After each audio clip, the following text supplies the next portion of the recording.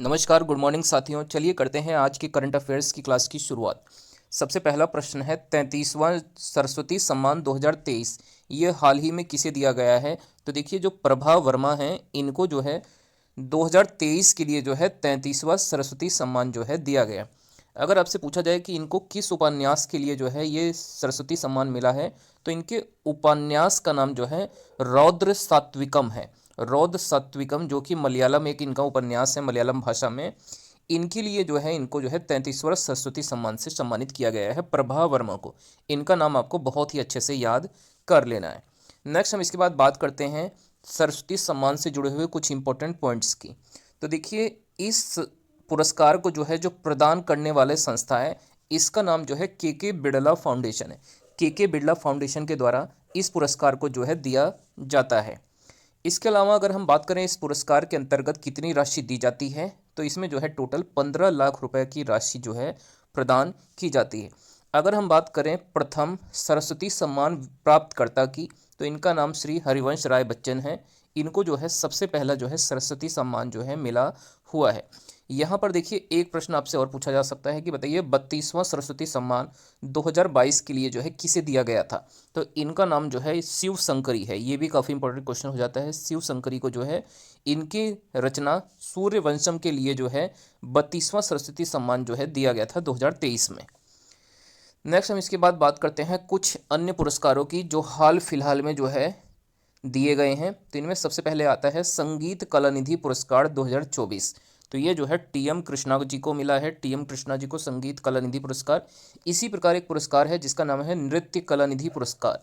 तो ये जो है किसे मिला है, तो ये जो है नीना प्रसाद को जो है नृत्य कलानिधि पुरस्कार जो है दिया गया है हाल ही। नेक्स्ट हम इसके बाद अगले प्रश्न पुरस्कार की बात करते हैं। तो इसमें आता है पीवी नरसिम्हा राव मेमोरियल पुरस्कार। तो देखिए, पीवी नरसिम्हा राव मेमोरियल पुरस्कार ये जो है रतन टाटा जी को दिया गया है। रतन टाटा जी को पीवी नरसिम्हा राव मेमोरियल पुरस्कार से सम्मानित किया गया है। इसी प्रकार से एक पुरस्कार है जिसका नाम है इरासमुस पुरस्कार।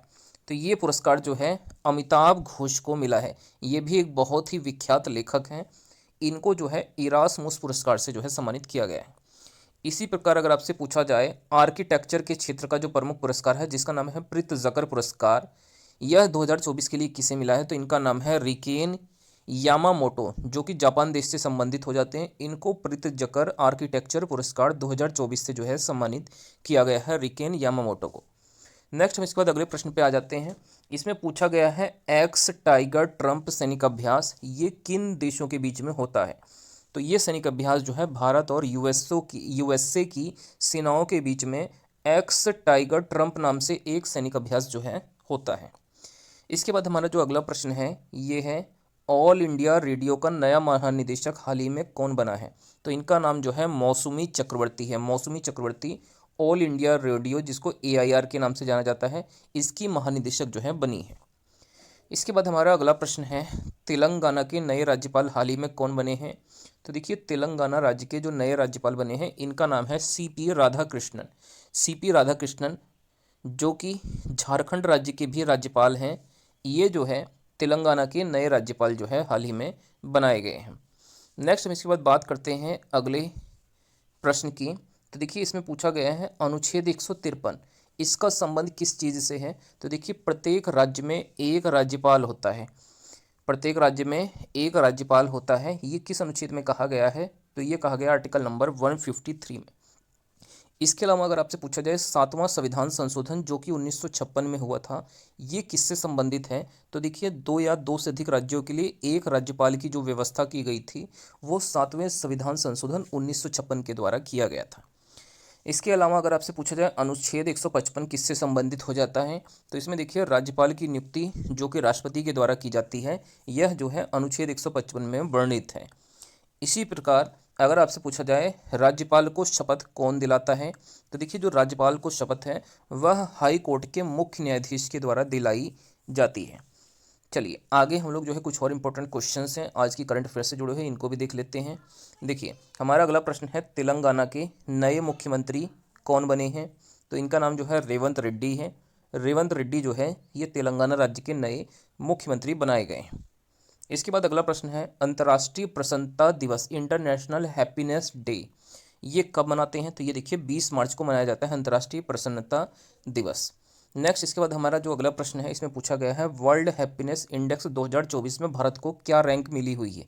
तो देखिए वर्ल्ड हैप्पीनेस इंडेक्स 2024 में भारत की रैंक है 126वीं, 126th पोजीशन पे जो है इंडिया इस रिपोर्ट में आता है। इसके बाद अगला प्रश्न है डायना स्मृति पुरस्कार हाल ही में जो है किसे दिया गया है? तो देखिए जो डायना स्मृति पुरस्कार है यह जो है उदय भाटिया और साथ में मानसी गुप्ता को जो है डायना स्मृति पुरस्कार से हाल ही में सम्मानित किया गया है। इसके बाद हमारा अगला प्रश्न हो जाता है चमेली देवी जैन पुरस्कार से हाल ही में किसे सम्मानित किया गया है?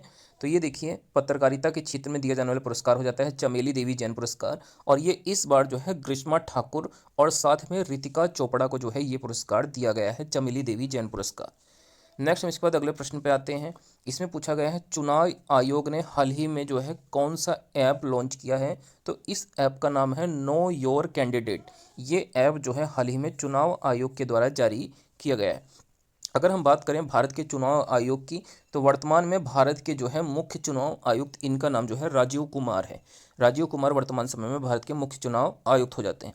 और अन्य चुनाव आयुक्तों की बात करें तो ये जो है ज्ञानेश कुमार और सुखविंदर सिंह संधू जो है ये भारत के अन्य चुनाव आयुक्त के अंतर्गत आते हैं। टोटल ये 3 सदस्यीय एक आयोग होता है भारतीय निर्वाचन आयोग। और भारतीय निर्वाचन आयोग की स्थापना जो है 25 जनवरी 1950 को हुई थी। इस चीज़ को भी आपको याद रखना है।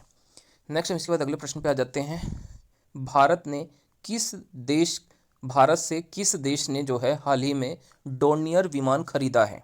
तो देखिए भारत से जो है डोर्नियर विमान खरीदने के लिए एक जो है समझौता जो है गुयाना देश के साथ हुआ है। गुयाना देश जो है भारत से डोर्नियर विमान जो है खरीदेगा। नेक्स्ट हम इसके बाद अगले प्रश्न पे आते हैं। आईक्यू की रिपोर्ट के अनुसार हाल ही में जो है सबसे प्रदूषित देश कौन बन गया है? तो आईक्यू के रिपोर्ट के अनुसार जो है बांग्लादेश जो है दुनिया में जो है सबसे प्रदूषित देशों के पहले स्थान पर आ जाता है, जबकि दूसरा स्थान इस रिपोर्ट में जो है पाकिस्तान देश को मिला है।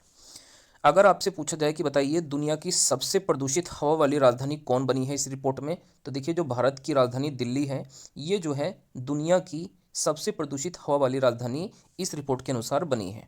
नेक्स्ट इसके बाद हमारा अगला प्रश्न है स्वच्छ सर्वेक्षण रिपोर्ट 2023 के अनुसार भारत का सबसे स्वच्छ शहर कौन सा था? तो भारत का जो सबसे स्वच्छ शहर इस रिपोर्ट में रहा है वो जो है इंदौर, और इसके साथ में जो है गुजरात का जो है सूरत शहर। ये दोनों शहर स्वच्छ सर्वेक्षण रिपोर्ट 2023 के अनुसार सबसे स्वच्छ शहर बताए गए हैं। तो दोस्तों यहाँ पे हमारी ये आज की करंट अफेयर्स की क्लास कंप्लीट हो जाती है। आप लोगों को ये क्लास कैसी लगी है कमेंट करके ज़रूर बताइएगा, और वीडियो को अच्छी लगने पर वीडियो को लाइक करके चैनल को जरूर से सब्सक्राइब करें।